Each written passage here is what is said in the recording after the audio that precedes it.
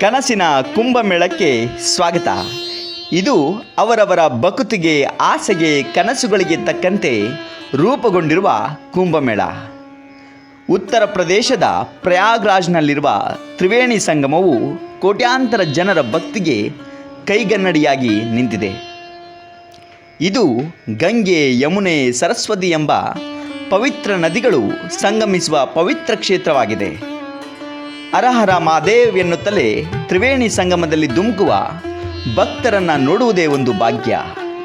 ಅಷ್ಟೇ ಅಲ್ಲ, ಇದು ಆಧ್ಯಾತ್ಮ, ನಂಬಿಕೆ, ಸಂಸ್ಕೃತಿ ಮತ್ತು ಧರ್ಮವನ್ನು ಬೆಸೆದುಕೊಂಡಿರುವ ಕೊಂಡಿಯಾಗಿ ಪ್ರಯಾಗ್ರಾಜ್ ನಿಂತಿದೆ.